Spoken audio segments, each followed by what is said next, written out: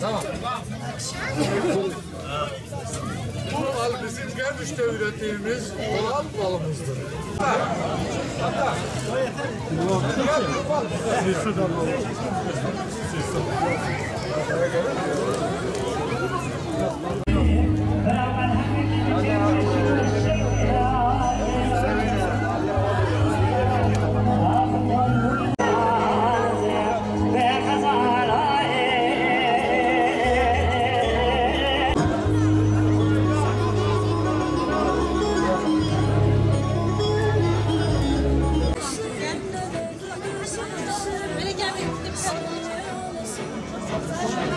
Sevgili hemşehrilerim, hepinizi saygıyla, sevgiyle selamlıyorum.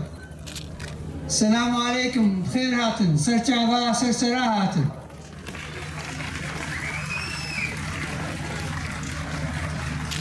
Maşallah, gerçekten bugün Gerdiş çok daha güzel.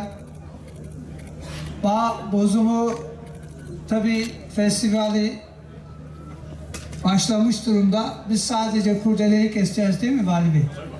Evet. Bu herhalde üçüncüsü oluyor Ferhat Bey. Maşallah.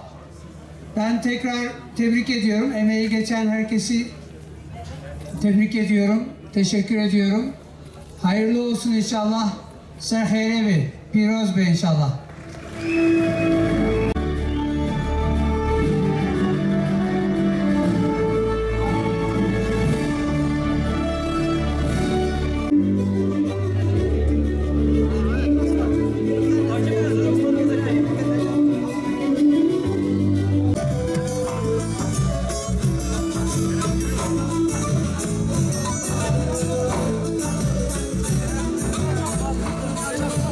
Sahneden alabilirler.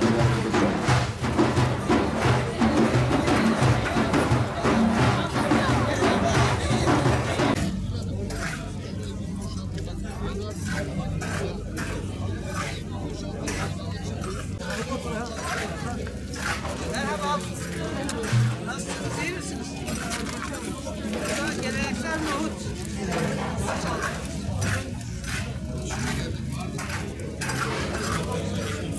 Bunun içinde olmak zorunda mı?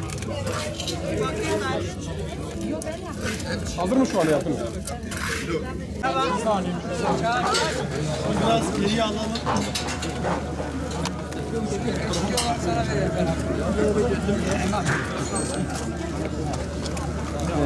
Sen biraz oturabilir misin?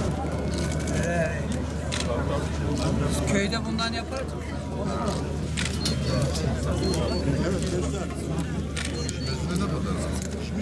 Kaç saatte pişiyordu? Var. Söyle. Tamam. Nasıl yapacağız?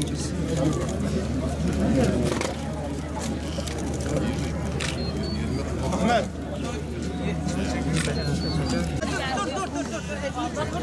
Dur bakayım. Ben sana.